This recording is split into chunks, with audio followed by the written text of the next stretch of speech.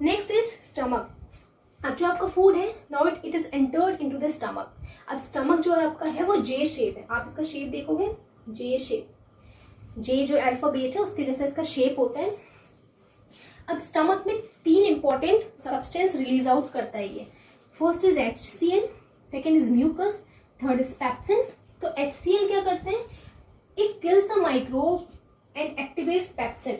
मतलब कि आपने जब खाना खाया, ठीक है, तो जब कोई भी मार्केट से सामान लाते हो तो वो सामान जब हम वॉश कर लेते हैं तो वॉशिंग के बाद भी उसमें बहुत सारे माइक्रो ऑर्गेनिज्म जो होते हैं वो मतलब छूट जाते हैं, बच जाते हैं उस पर। कंप्लीटली 100% जो माइक्रो ऑर्गेनिजम्स होते हैं वो कोई भी फूड आइटम से रिमूव नहीं होते, ठीक है। तो हमारे स्टमक में जब फूड आता है तो यहाँ पे हमारे स्टमक की वॉल से गैस्ट्रिक ग्लैंड ये HCl को रिलीज आउट करता है। अब ये HCl क्या है, this is hydrochloric acid, it's a chemical, ठीक है। और इसका जो कंसंट्रेशन होता है, इसकी जो pH है वो इतनी ज्यादा कम है मतलब कि बहुत ज्यादा एसिडिक है। कम कहने का मतलब है कि आपने pH स्केल देखी होगी, दिस इज 1, 0, 7, 14। 0 से 7 आपका होता है एसिडिक, 7 to 14 आपका होता है एल्कलाइन, ठीक है, मतलब कि बेसिक नेचर। एसिडिक आपका जो लेमन है वो एसिडिक है पर वो बहुत वीक एसिड है, ठीक है, इसलिए आपको इजीली हार्म नहीं करता, आपको कोई जलन वगैरह नहीं देता है, ठीक है, क्योंकि वो वीक एसिड है। तो आपको पता होगा ये pH स्केल में जब 0 से 3 तक, अगर किसी भी सब्सटेंस का 0 से 3 तक pH आता है it means that is very high acidic. वो क्या है, हाई एसिडिक है।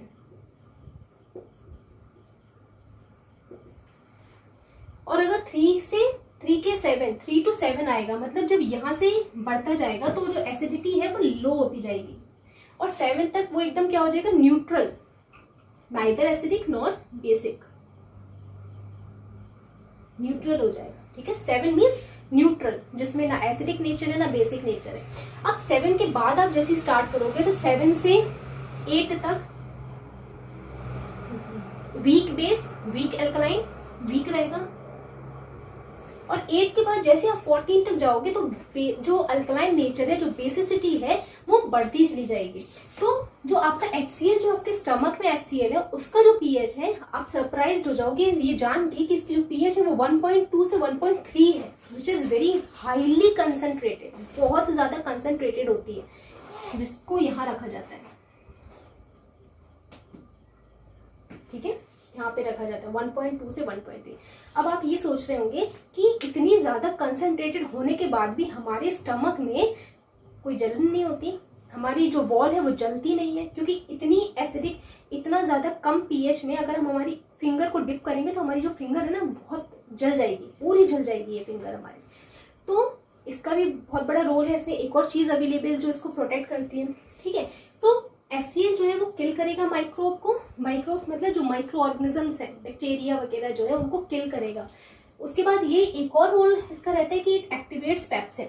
पेप्सिन क्या है, एंजाइम है जो रिलीज आउट किया जाता है बाय द गैस्ट्रिक ग्लैंड, ठीक है।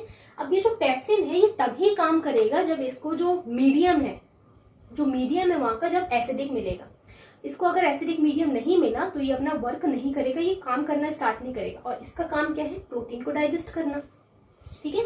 तो it kills microbe and it activates the pepsin. Second thing, mucus. Mucus भी स्टमक में ही रिलीज होता है बाय द गैस्ट्रिक ग्लैंड। तो म्यूकस का काम क्या है, अब म्यूकस क्या होता है, तो म्यूकस क्या है, चिकना टाइप का सब्सटेंस है, स्लाइमी चिकना टाइप का लिक्विड होता है, थोड़ा सा गाढ़ा टाइप का होगा, ठीक है। तो ये भी अवेलेबल होता है। इसका काम क्या है, अब ये क्या करेगा, पूरी जो ये वॉल दिख रही है आपको, स्टमक की जो पूरी वॉल है, इसको HCl के एक्शन से बचा के रखता है। जैसे ही आपका HCl रिलीज हो रहा है ना यहाँ पे, ठीक है, तो ये पूरा म्यूकस जो है वो पूरा स्टमक की वॉल को ऐसे सराउंड कर लेगा, ठीक है। और ये प्रोटेक्ट करता है आपकी वॉल को, स्टमक वॉल को by the action of the HCl। यही इसका काम है म्यूकस का। इसलिए हमारी जो स्टमक की वॉल होती है वो जलती नहीं है, ठीक है, क्योंकि कौन प्रोटेक्ट कर रहा है, म्यूकस प्रोटेक्ट कर रहा है। Third is pepsin. पेप्सिन क्या है, ये एंजाइम है, ठीक है। अब इसका काम क्या है, इट डाइजेस्ट प्रोटीन। ये किस चीज का डाइजेस्ट करता है, प्रोटीन को पचाने का काम करता है, डाइजेस्ट करता है। अब यहाँ से एक क्वेश्चन यहाँ उठता है, आपसे पूछा जा सकता है कि सबसे पहले आपका प्रोटीन का डाइजेशन इनिशिएट कहाँ होता है, प्रोटीन का डाइजेशन इनिशिएट कहाँ होता है, तो it starts in the stomach. इससे पहले मैंने क्या बताया था कि where the digestion of starch initiates, तो इन द बकल कैविटी, ठीक है।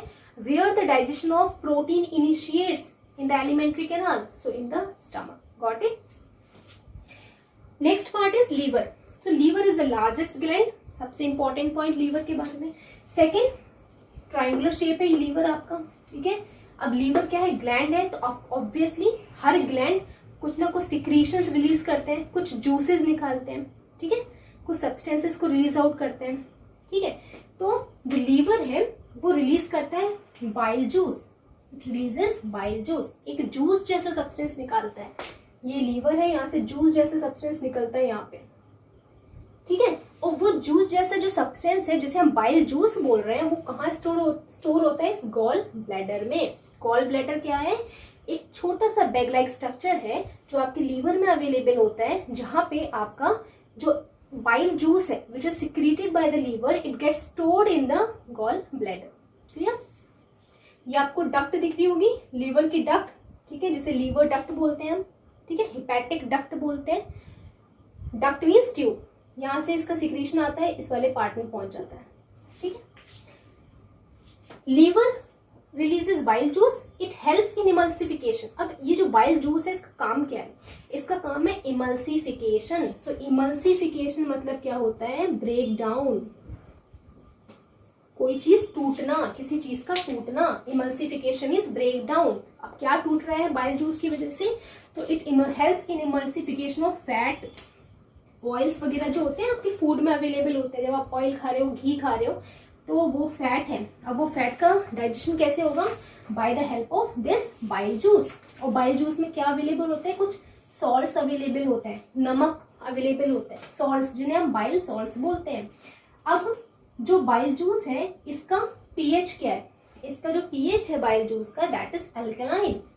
अल्कलाइन 7 to 14 के बीच में होगा, ठीक है। कहाँ होगा, अराउंड 8 के आसपास रहता है इसका पीएच, ठीक है। Next is a pancreas. अब नेक्स्ट जो ग्लैंड है that is pancreas, this is your pancreas. ये थोड़ा सा पीछे लोकेटेड रहती है, आपका स्टमक आप देख रहे होंगे, थोड़ा सा हिस्सा जो है पेनक्रियास का छुपा हुआ है, क्योंकि ये आपके स्टमक के हल्के से पीछे लोकेटेड होती है। अब पेनक्रियास लीफ लाइक स्ट्रक्चर है, पत्ती के जैसा आपको दिख ही रहा है। थर्ड, नेक्स्ट है कि पेनक्रियास क्या रिलीज करता है, तो pancreas releases 3 enzymes, 3 enzyme release करता है। First is pancreatic amylase, second is pancreatic trypsin, and third is pancreatic lipase. Amylase अभी मैंने बताया था, अमाइलेज वर्ड जहां भी आपका आएगा तो वो स्टार्च के डाइजेशन में काम करेगा, ठीक है। ट्रिप्सिन जो है it helps in digestion of protein, lipase it helps in digestion of lipids. Lipids कुछ नहीं है, दिस इज फैट, ठीक है। जो फैट होता है, फैट से भी थोड़ा कॉम्प्लिकेटेड स्ट्रक्चर होता है, थोड़ा कॉम्प्लेक्स स्ट्रक्चर होता है, दैट इज लिपिड, ठीक है। तो आप देखोगे कि पेनक्रियास जो है आपका 3 ऐसे एंजाइम रिलीज आउट कर रहा है जिससे हमारा प्रोटीन का डाइजेशन भी हो रहा है, आपके कार्बोहाइड्रेट्स का डाइजेशन भी हो रहा है, आपके फैट का डाइजेशन भी हो रहा है, ठीक है। तो जैसे ही आपका फूड यहाँ स्टमक से जैसे इस पार्ट में आएगा जिसे हम ड्यूडेनम बोलते हैं, और ड्यूडेनम आपके स्मॉल इंटेस्टाइन का फर्स्ट पार्ट है। फर्स्ट पार्ट में जब आएगा तो पेनक्रियास का जो जूस आएगा यहाँ पे आ जाएगा ऐड, लीवर का जूस यहाँ मिक्स हो जाएगा, तो आपका ड्यूडेनम में ही कंप्लीट डाइजेशन इनिशिएट हो जाता है। कंप्लीट डाइजेशन क्यों, क्योंकि प्रोटीन के लिए भी एंजाइम है, कार्बोहाइड्रेट के लिए भी एंजाइम है, और लिपिड के लिए भी एंजाइम है आपके पास। तो आपके ड्यूडेनम से आपके कंप्लीट डाइजेशन स्टार्ट हो जाता है, ठीक है। अब हम इसके बाद देखेंगे small intestine. Next part is the small intestine. So small intestine, you can see here in the picture, this part starts from here, this long tube, this is the small intestine. Length, we know the length is 7 meter, around 7 meter length is there of small intestine. So this small intestine is basically, it has 3 parts. इसके 3 parts होते हैं। तो first part is duodenum, second part is the jejunum, third part is ileum. So first part, this one, this long part, this is duodenum, and the middle part, this middle part, this is called jejunum, and the last part, this terminal part, this last part, this is ileum. This last part is connected with the large intestine. आपसे पूछा जा सकता है कि small intestine का कौन सा part है जो कि आपकी लार्ज इंटेस्टाइन से कनेक्टेड होता है. So that is ilium which is terminal part. First part duodenum, जीजनम is the middle part, and the ileum terminal. Terminal means last part of what? Last part of small intestine, not the alimentary canal. Now small intestine is important because in a small intestine the complete digestion of food occur. Complete digestion of food occur means complete. Fat is also digested here, protein is also digested. Along with this, the carbohydrates are also digested. So complete digestion of food occurs here. This can be asked in 1 mark question. Next, small intestine, the absorption of food occurs. Now the food is completely digested. Completely digested means all the complete food is now converted into the simpler form, simpler fine form. ठीक है. So अब जो small intestine में, ये small intestine में जो food है वो एब्जॉर्ब कर लिया जाएगा. एब्जॉर्ब मतलब कि ये ब्लड के थ्रू एब्जॉर्ब कर लिया जाएगा. अब ये एब्जॉर्प्शन में रोल कौन प्ले करता है? तो आपकी पूरे इस इंटेस्टाइन में, सपोज है आपकी इंटेस्टाइन है, तो इंटेस्टाइन में ऐसे फोल्ड्स अवेलेबल होते हैं. ये पूरी फोल्डिंग्स प्रेजेंट होती है ऐसी. ठीक है. और ये फोल्डिंग की वजह से ही इतनी जो 7 मीटर की जो लेंथ है वो ऐसे इतने कम स्पेस में प्रेजेंट होती है, कॉम्पैक्टली अरेंज्ड होती है, क्योंकि ये फोल्डिंग्स बनाती है. ऐसी ऐसी पूरी फोल्डिंग्स में रहेगी. और इन फोल्डिंग्स को ही मैंने यहाँ शो किया है. यही जो फोल्डिंग है जिसको हम क्या बोलते हैं? विलाय. यही फोल्डिंग को हम बोलते हैं विलाय. तो विलाय का स्ट्रक्चर इस तरीके का होता है. अगर आप देखो तो like this, finger like structure. तो this is finger like structure. So what is villi? Villi finger like projections. Projections मतलब ये प्रोजेक्ट, बाहर की तरफ, out growth, projections present in intestine. ठीक है. तो दिस इज विलाई. ये इंटेस्टाइन में अवेलेबल होती है. अब यही क्या करती है? It helps in the absorption of food.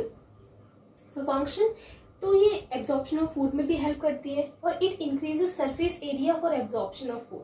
अब ये क्या करती है? जैसे ये सपोज आप मान लो आपकी विलाई इतनी पास पास में अभी फोल्डिंग्स में, जब आप खाना नहीं खाते हो तो आपने देखा होगा आपका स्टमक फ्लैट रहता है. ठीक है.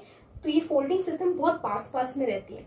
जैसे आप खाना खा लेते हो तो आपका स्टमक, जो स्टमक एरिया है, आपका जो इंटेस्टाइन वाला एरिया है वो आपका फूल जाता है. आपका पेट बड़ा सा लगने लगता है. क्यों? क्योंकि जैसे आप खाना खाते हो तो पूरा खाना इसमें जब चला जाता है तो आपकी ये विलाई है ना, वो दूर दूर आ जाती है, फैल जाती है, एक्सपैंड हो जाती है. कैसे? तभी आप बहुत सारा खाना इजीली खा पाते हो. ठीक है. तो ये इस तरीके से होता है. तो ये क्या हुआ? Surface area. पहले सरफेस एरिया कम था, कम एरिया था, अब सरफेस एरिया बढ़ गया. तो विलाई का काम क्या है? It increases the surface area for the absorption of food. Food easily absorb हो जाता है सरफेस एरिया ज्यादा होने की वजह से. So this is the role. ये भी बहुत इंपॉर्टेंट क्वेश्चन है. उसके बाद का जो portion that is large intestine. So large intestine, it starts from here and it ends at this part. ठीक है. ये आपका लार्ज इंटेस्टाइन का जो पोर्शन है. ठीक है. स्मॉल इंटेस्टाइन अगर आप देखोगे तो स्मॉल इंटेस्टाइन जो आपकी है थोड़ी सी सक्रिय रहेगी, मतलब उसकी जो थिकनेस रहेगी वो थिकनेस थोड़ी सी कम होती है. बट अगर हम लार्ज इंटेस्टाइन देखें तो इसकी जो थिकनेस है वो थोड़ी सी ज्यादा होती है. ठीक है. इसीलिए इसको लार्ज बोला जाता है. इसका जो नाम है इंटेस्टाइन का, लार्ज और स्मॉल इंटेस्टाइन, वो स्मॉल इंटेस्टाइन का इसलिए नेम स्मॉल है क्योंकि जो इसकी थिकनेस है वो कम है. लार्ज इंटेस्टाइन की जो थिकनेस है, जो ये थिकनेस है ना, सर्कमफ्रेंस, ये इसकी ज्यादा है. That's why this is known as large and this one is known as small intestine. अब लार्ज इंटेस्टाइन में के भी 2 पार्ट्स होते हैं. एक तो दिस असेंडिंग कॉलम. असेंडिंग मतलब बढ़ता हुआ क्रम, बढ़ता हुआ क्रम. तो ये ऊपर की तरफ जा रहा है, ऊपर की तरफ ऐसी. तो this is called ascending colon. ये कोलोन वाला पार्ट है. Which part? Ascending colon. फिर यहाँ पे जाएगा, ये पूरा आपका इंटेस्टाइन है, लार्ज इंटेस्टाइन. फिर ये आपका नीचे की तरफ झुक गया, नीचे की तरफ. डायरेक्शन देखिए. ठीक है. तो this is descending colon. This is descending colon, descending नीचे जाता हुआ, ये ऊपर जाता हुआ, दिस इज नीचे जाता हुआ, तो दिस इज डिसेंडिंग कोलोन। अब जो लार्ज इंटेस्टाइन है उसका क्या रोल होता है? सो लार्ज इंटेस्टाइन का जो रोल है, it helps in the absorption of water and minerals. तो आपका जो वाटर है, ठीक है, आपका जो मिनरल्स हैं जो नहीं एब्जॉर्ब हो पाए हैं, आपको जो वाटर एब्जॉर्ब नहीं हुआ है, तो वो आपका लार्ज इंटेस्टाइन में एब्जॉर्ब हो पाएगा। तो what is the role of small intestine? Small intestine में पूरा खाना पच गया, एब्जॉर्ब कर लिया, किसने? ब्लड ने। हाउ? बाय द विलाई, ठीक है। लार्ज इंटेस्टाइन में मिनरल्स और वाटर का एब्जॉर्प्शन हो गया। अब आपको जो भी फूड है यहाँ से ट्रेवल किया और आपका अब सिर्फ वेस्ट बच गया, ये पूरा वेस्ट आपका यहाँ पे स्टोर हो गया है, ये पूरा वेस्ट यहाँ पे रुक गया है, स्टोर है, ठीक है। तो यहाँ पे जो स्टोर रहेगा ये, और जिस पार्ट में स्टोर रहता है जिसे हम बोलते हैं रेक्टम, ठीक है, तो ये पार्ट है आपका रेक्टम। तो rectum waste is stored here, ठीक है। जब अर्ज आएगी आपको कि now this is a time to just remove out the waste, तो ये स्फिंक्टर अलाउ करेगा आपके सब्सटेंस को रिलीज आउट होने में, ठीक है। So by the anus, anus is the last pore, terminal part of the intestine. अब यहाँ पे एक छोटा सा पार्ट आपको दिख रहा है, दिस इज अपेंडिक्स, ठीक है, ये अपेंडिक्स है आपका। और अपेंडिक्स जो है, this is just rudimentary organ. Rudimentary मतलब कि ये आपके लिए वेस्ट है, ये कोई इसका रोल नहीं है, आप, ठीक है। जब हम इससे ह्यूमन से पहले जब हम एनिमल्स थे, तो उस समय हमारे पास ये कैपेबिलिटी होती थी कि हम जो भी ग्रासेस हैं उनको डाइजेस्ट कर लें। पर धीरे धीरे धीरे जब हम ग्रासेस वगैरह खाना, प्लांट के प्रोडक्ट्स खाना हमने छोड़ दिया, ठीक है, तो हमारी बॉडी ये चीज़ भूल गई, ठीक है, उसको पचाना, ठीक है।